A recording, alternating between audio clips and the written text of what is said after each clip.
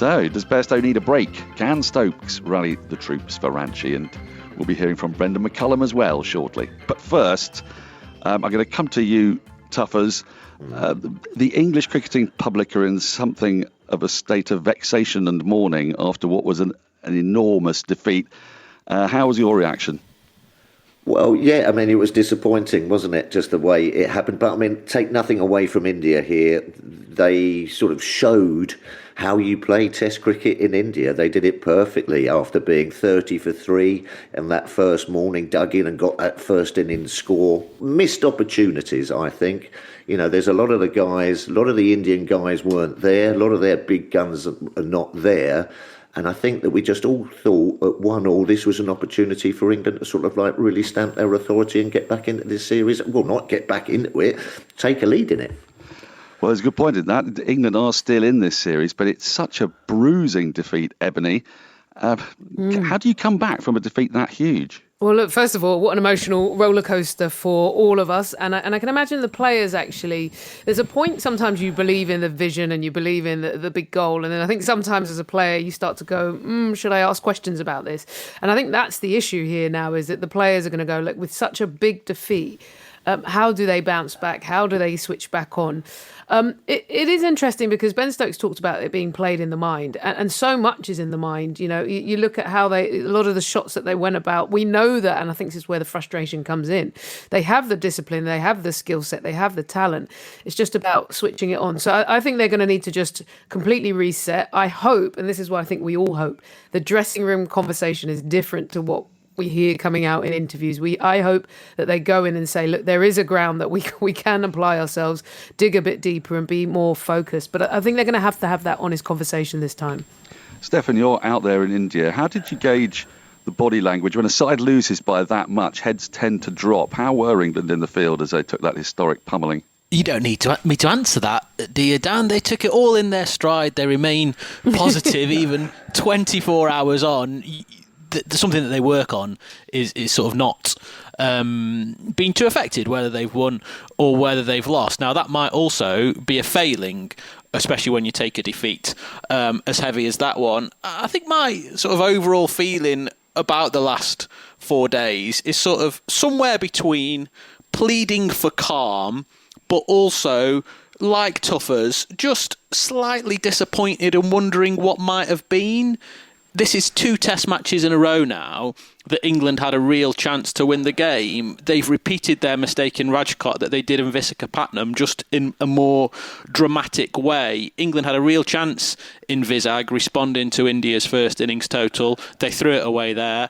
They've done the same thing again in Rajkot when it was an even bigger opportunity when you consider the position they got themselves into and that R. Ashwin wasn't there. One of the things I've always been really interested in about this England team is how they evolve, how they improve, and if they are mature enough to say they have got to evolve and improve, because they are clearly onto something. Their results have shown that.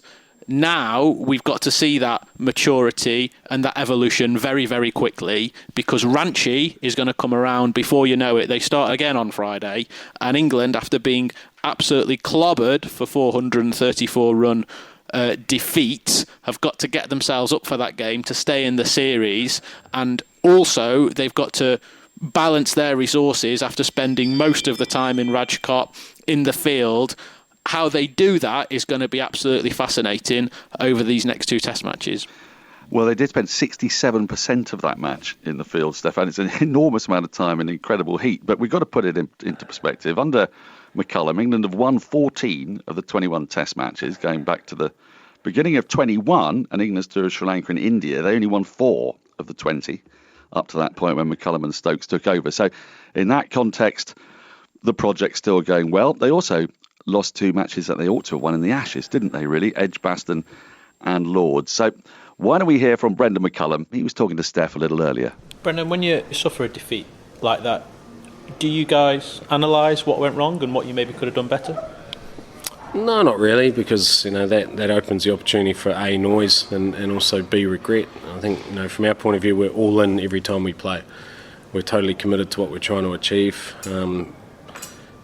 Guys individually, I'm sure, will will reflect on their impact on the game and how they went about things. From a group point of view, we try and turn the page pretty quickly and move on to the next opportunity, and that's the language that we talk as well. It's an opportunity.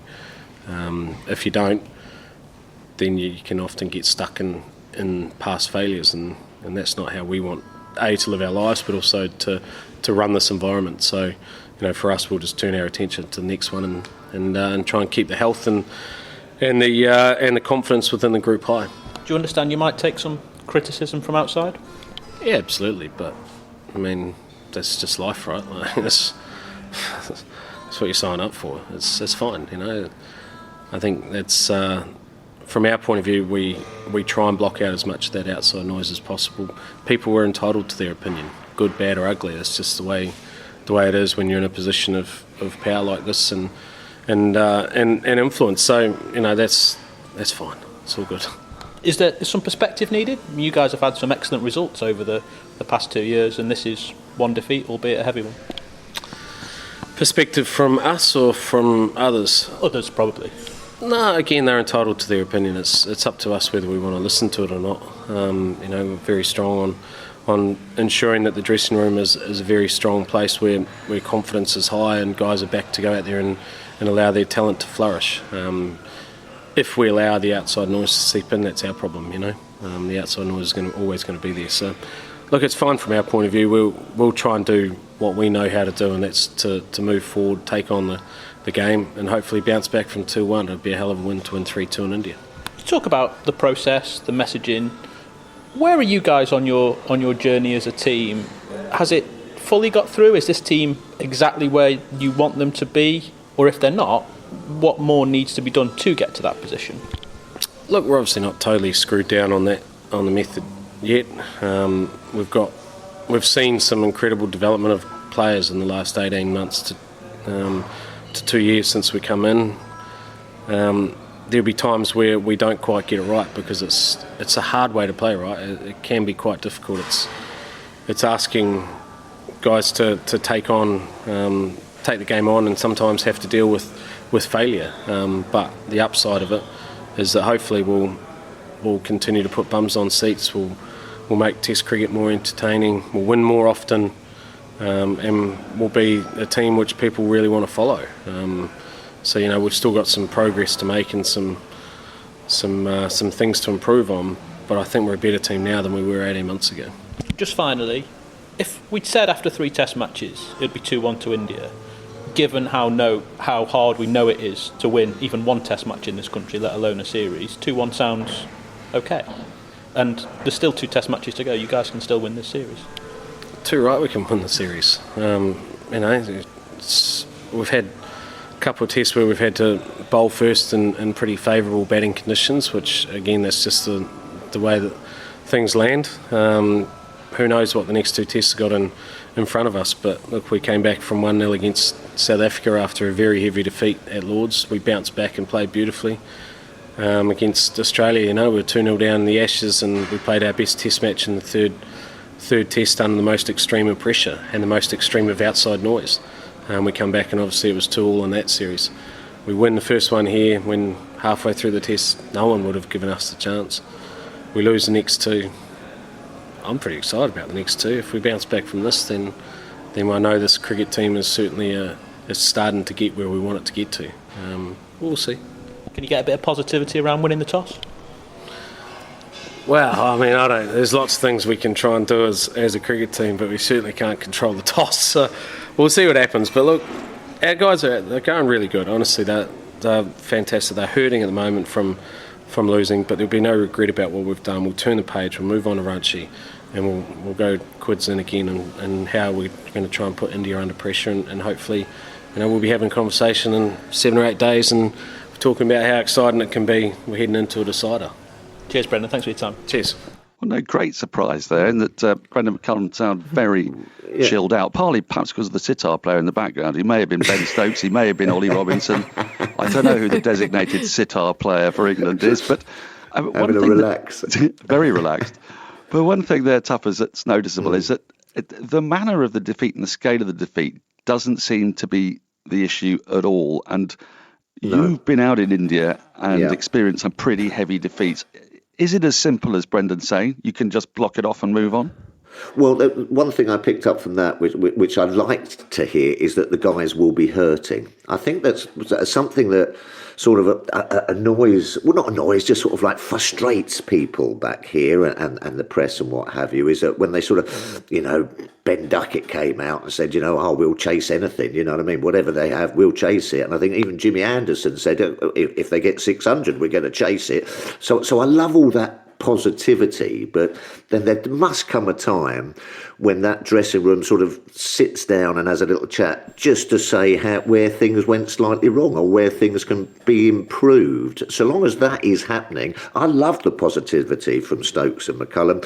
I think that it has, worked wonders for this England side. But, you were talking about where they are on the journey and things like that. So long as it's just like, we're going to go and play this cricket, and if we lose, well, who cares? We move on to the next one and hopefully we win it. There must be some sort of, as you say, process in there to learn from your mistakes. And so long as that is happening and you see that, you don't mind, do you, really? Because that is how Test cricket does go in India sometimes. I mean, I said it beforehand, the frustrating thing is that we got ourselves into a couple of great positions and still lost by 450.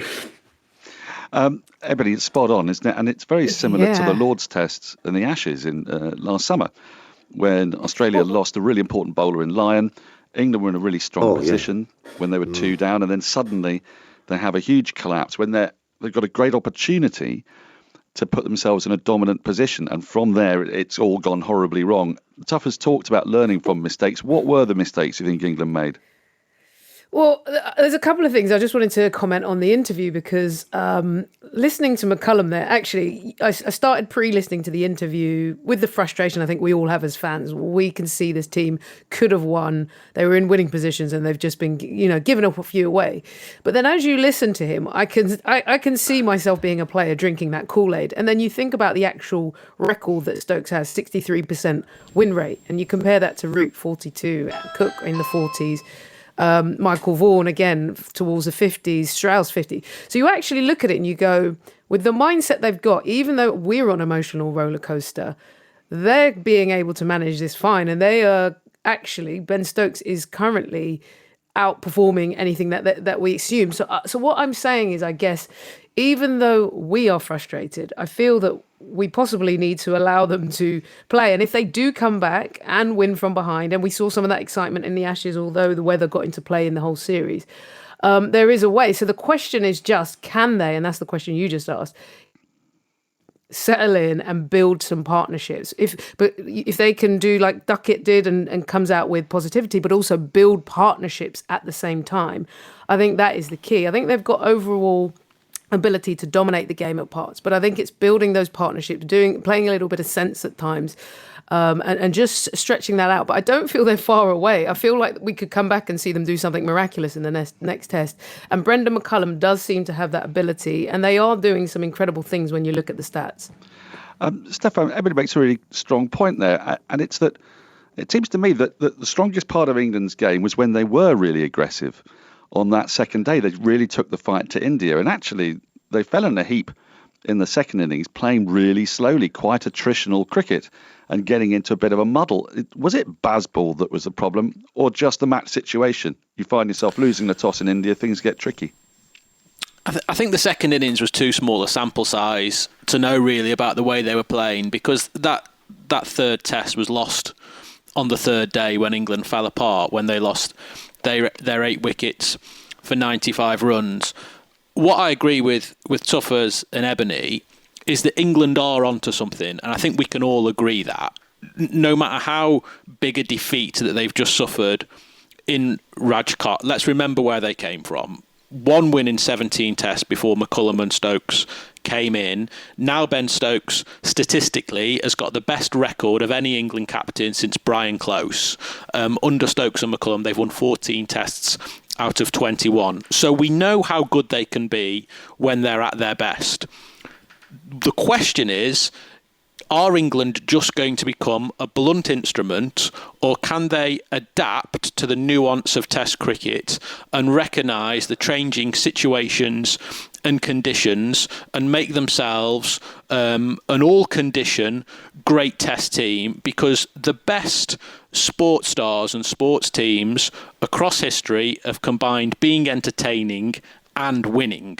So at the moment, England are one Test match away, one Test defeat away from going 3 consecutive series without winning. Remember, they only drew in New Zealand, they drew the Ashes, and now they're 2-1 down here. In New Zealand, there was that amazing Test match in Wellington where they lost by 1 run, and we said, wasn't that brilliant? But they still lost and they still drew the series. In the Ashes, they might have won had it not rained at Old Trafford, but it did rain and they didn't win.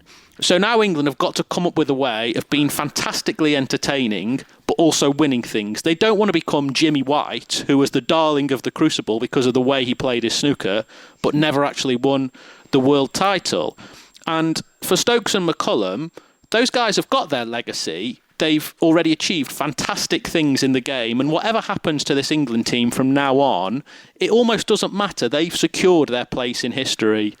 But what about Zach Crawley and Ben Duckett and Ollie Pope and Jack Leach and Ben Folkes, who, with the greatest respect, they've done some lovely things over the past 2 years, but they still haven't really won anything. And so can they stand up? Is that dressing room open enough? We know that Stokes and McCullum are huge personalities, and I think a lot of that positivity you get, or the silly things that Duckett might say in an interview, are because they don't ever want to go against that uber positivity from Stokes and McCullum. I want to know, is there that culture in the dressing room where someone can stand up and say, you know what, I don't think we got that quite right this time, and if we want to be a great team, and if we want to win things consistently, do we need to just tweak it every now and again to make sure we go from being fantastically entertaining like Duckett was on the second evening to combining that with having a victory in your back pocket 2 or 3 days later?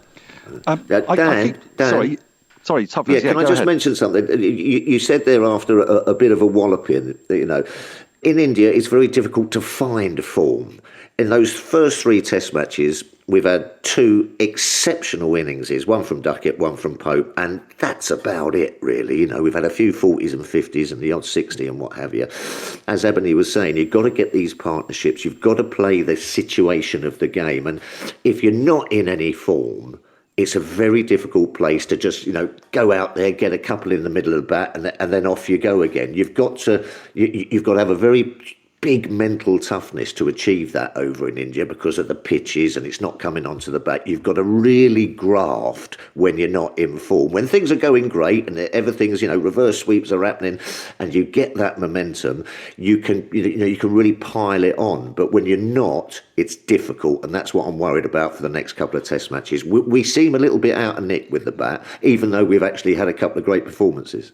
Yeah, it's a really tricky one to put into perspective. That stat at the top of the show saying that England have had their first Test match when they were bowled out for fewer than 230. Before Brendan McCullum and Ben Stokes, I think they were bowled out for under 230 18 times in 19 Tests. So the batting's going in the right direction. The TMS Podcast from BBC Radio 5 Live.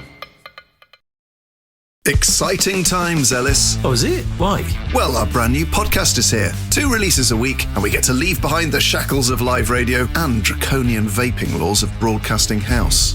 Ellis, we are the pioneers of digital Britain, grasping the opportunity to redefine the audio landscape through powerful, impactful, dynamic conversation. You and I will inspire the next generation of free thinkers. What are your aims and aspirations for this new dawn? I'll try to arrive on time and not eat mangoane. You know what? I'll take that. The Ellis James and John Robbins podcast, out on Tuesdays and Fridays. Listen on BBC Sounds. It seems to me that there are 2 elephants in the room here. They're both Yorkshire batters, Root and Bairstow. I want to start with Root, Ebony, because he's bowled so many overs. He's bowled 107 overs, I think, so far. We saw him yesterday, seemed to have a bit of cramp in his right hand. That's a lot of overs for your premier batter to be bowling. So either he's got to be bowling fewer overs or he's going to be batting further down the order, hasn't he? Because his batting, it seems to me, is pivotal for England to get back in the series. So look, Joe Root's batter, he's normally the glue, and I think that's been the frustration for all of us over the last period, is just seeing the person who normally holds it together, keeps calm, really steady the ship. And for me, I think, if what we hear is right and they do not dictate how players should play, Joe Root needs to just wind it back a little bit. I appreciate that his stats have gone up over the period of the Brendan McCullum-Stokes era. However, look, some of the shots, the frustration that we're seeing, it's just starting to kind of, especially in India, unravel. And look, he's got that simple game, back foot punches, working the ball around, keeping things ticking, building long innings. And I think then if you couple that, like you said, with having to put a lot of overs in the ball, and maybe actually, as a player, sometimes if you're not contributing with the bat, you think, do you know what, give me the ball so at least I can be in the game. And there may be an element of that he wants to be bowling because he wants to be contributing. What I think for him is dial it back a bit. I don't think all the players need to. I think let Duckett play how he plays. Let Zach Crawley play how he plays. They may be that natural, but I think Joe Root just needs to dial it back, maybe 20%, and just give himself that chance to rebuild and really stick to his strengths. But there's no doubt he will most probably mentally find this whole time, I think, one of the toughest, because he's made such a transition in his game, and he's completely sort of changed his mindset. And I think he's just going to have to find that middle ground. McCullum was asked about Root by the newspaper journalists today, and Ebbs was right when she said earlier on that when you listen to McCullum, you can understand why the players totally follow him. And to be honest, I came out of listening to Brendan McCullum today thinking I could take on the world. My tyres were pumped, and I was sort of thinking, well, he's really onto something here. But there was a few things that he said, particularly about Joe Root, that I don't think he was right on.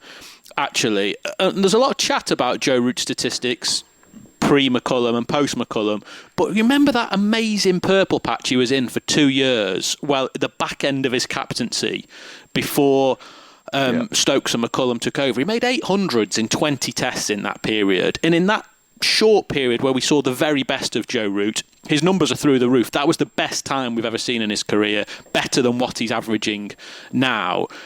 McCullum said this about Joe Root. People see a shot like that, the one that he played against Bumrah, and they go, Joe Root's struggling to deal with this new regime. His impact on the game is still very, very significant. Imagine if this becomes the norm for Joe as well. Then what's the ceiling? So this is a point. Do we just want a normal Joe Root, or do we want a Joe Root that is even better? How many games are we going to win if that happens?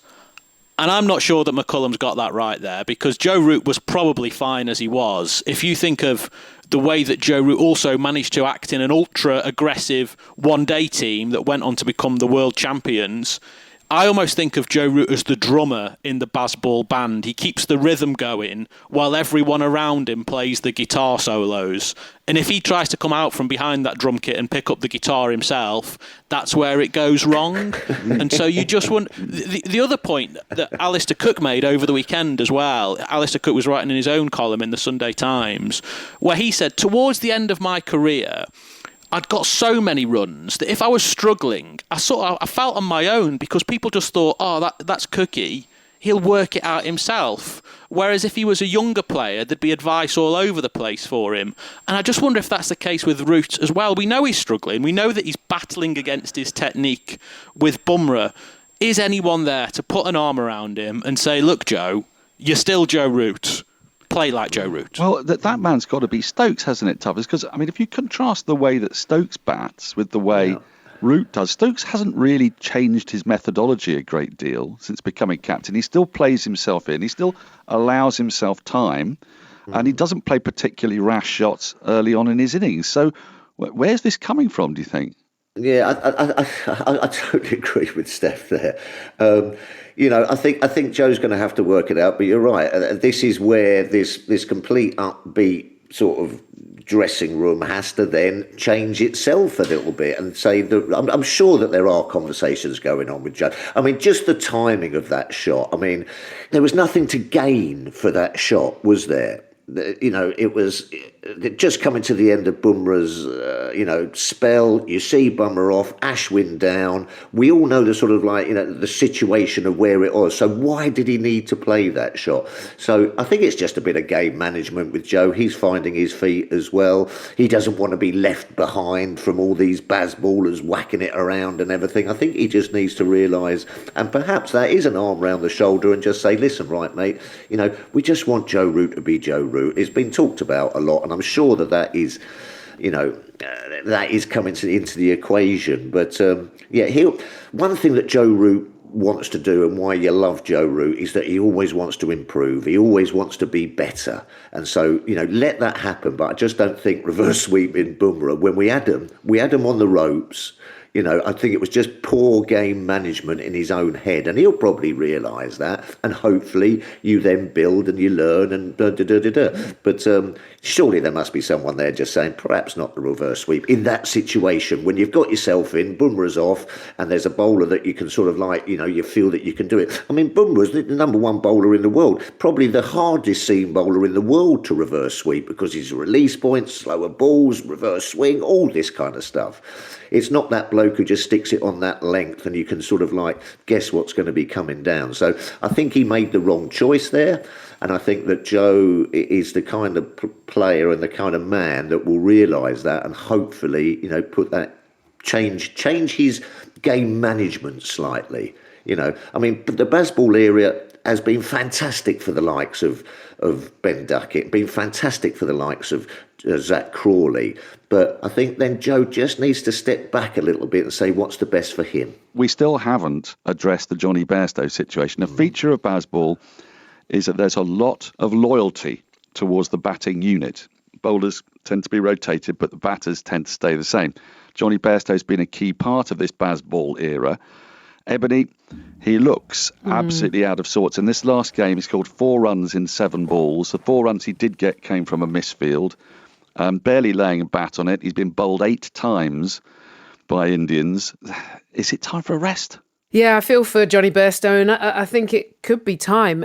Reason why I say that is twofold. One is, obviously you want the spot in the side, but there's also another in the back of your mind when you start to know you are not performing, you haven't found that flow, and you're doubting yourself, am I in that form and ability? And he just doesn't look with it at the moment. I guess what's going to most probably happen, is the likes of Stokes and McCullum will give him the pep talk, but I feel he's one more test, and if he doesn't find that flow, they're going to have to make that hard call. So he's right at the edge. He doesn't look in form. He doesn't look like his mind is in the right position. His decision making around shots and what we see when he does walk out with that barrel chest and normally gives us that aura of dominance, it's not there at the moment. So I don't see them really playing in one more test after this. I think they may give him one more go, but he is right at the edge. And I feel for him because it does happen to players. You fall out of form, and India, like Tuffer said earlier, isn't the easiest place to get back into it. And India also, Stefan, doesn't seem like a natural playground for Johnny Bairstow. We think of him punching the seamers on flat decks at Trent Bridge and whatnot, really dominating seam attacks.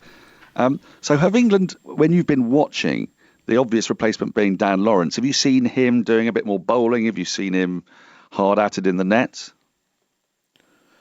England are in a bit of a ticklish situation with Bairstow because of the way he's playing. Brendan McCullum has said that he anticipates that Bairstow will play in Ranchi. That's his 99th test, by the way. So if that was to be his last chance, or the place to save his spot in the team, imagine leaving him out after 99 and leaving him on that. Oh, there is some theory that Bairstow might have been the odd man out at the start of this tour anyway, had Harry Brook been available, that England always wanted to give the gloves to Ben Foakes, and if that had been the case, it would have been Bairstow who would have been squeezed out of the top 7. Obviously, Brook's not here, and then that gave England a pretty easy decision with Lawrence coming in as the replacement. You were right to say, Dan, that England give their batters so much rope in this era. The only player so far to have been left out is Alex Lees, and that was an upgrade, wasn't it, when you think of what Ben Duckett has gone on to achieve since he came in to the side. if England are going to leave Johnny Bairstow out at any point, and as I said, McCullum says he doesn't anticipate that to be in Ranchi, then they've got to know that Dan Lawrence is definitely going to do a better job. But even then, Lawrence's time in the team could be short-lived, because you would expect that Harry Brook comes back into the team in the summer when he's available. So that's quite a difficult position to be in, isn't it? If you want to leave Bairstow out, you know that you might only be giving Lawrence a really, really short time to make an impression. Now, people talk about Dan Lawrence's ability with the ball, that he could give England something extra, and yeah, he has. He's been out there, he's been working a lot with Jeetan Patel, but I think that would have happened anyway, because Lawrence, the bowler, has been growing as a cricketer. We saw in the Big Bash League, actually, he was really effective. He took some useful wickets when he was out there. I'd be really, really surprised if Johnny Bairstow isn't given the opportunity to finish this series for all those reasons. One, they've got to know that Lawrence is going to do a better job. Two, Dharamshala is Bairstow's 100th test. And three, Harry Brook is waiting in the wings. If England do make that change, they're probably going to have to make another one come the first test against the West Indies in July. Ben Stokes was talking about bowling yesterday. Ben Stokes gave some really interesting answers to a number of questions yesterday. But on the subject of bowling, you could tell he was desperate to bowl. He's itching to get into the fray, especially with England now needing to win the last two games. Firstly, have you seen him bowling? Is there any prospect of it? Because if so, that will affect our conversation now as to what the composition of the bowling lineup would look like. So Stokes has been gradually building up his bowling across this tour. So he started bowling before the second test. Now, we'll all remember he had his knee surgery in November to get that left knee fixed. And the plan was for Stokes not to bowl on this tour, with the long-term aim of him becoming an all-rounder again in the summer. But he's called it, right, I'm on a back-to-bowling programme where he gradually builds himself up. He started a couple of weeks ago and he's been doing little and often since then. The thing that he's been keen to impress on us, that it's not just making sure that his knee's right. Obviously, bowling fast is a really unnatural thing to do, and the last time Stokes did it properly was in the second Ashes test at Lord's. So everything else that goes into fast bowling, the rest of his body has sort of, I don't want to say wasted away, he's just not used to it. It's gone such a long time without him doing it. So he's been building it up and building it up. He told us before this third test he'd made a pinky promise. Those were his words. I've made a pinky promise to the physio. I will not bowl in this series. 5 days later, he comes and tells us, well, actually, I've bowled at 100% in training. I felt at that moment like I could bowl in a match. And now if you're asking me, am I going to bowl in the last two test matches? I'm not saying yes, but I'm also not saying no. I think that is a lot of Ben Stokes' character coming out in that. He's quite an impatient man. You can see that when he sets his field. If something's not working, he changes it straight away. I think he's absolutely itching to get the ball in his hand in a game. And when McCullum was asked about it today, he said, look, the rest of us have just got to make sure he doesn't go too fast too quickly. I'd still be surprised if we see Ben Stokes bowl in this series. And I'd also be surprised if it affects selection, because surely he cannot be in a position where he bowls the overs of a full-time seamer. So if England are thinking, right, we can pick one seamer and Ben Stokes is the second one, I think that would just be a massive stretch too far. If we see Ben Stokes bowl in this series, it might be an over or two. But of course, as you know, if Ben Stokes bowls 2 overs in a spell, there's every chance he bowls 12. Yes. So that is the thing that England have got to manage.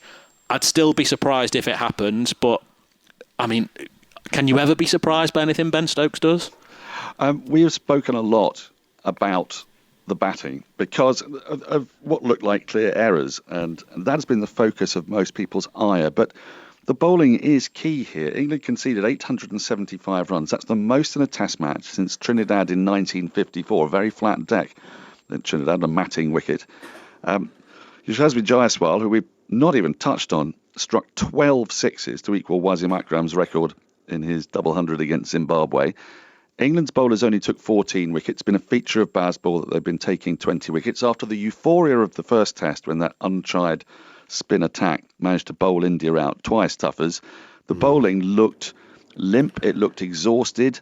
In the second innings, they were coming out to bowl again very shortly after having finished off quite a mammoth session. They didn't nail India when they had them 3 for very little.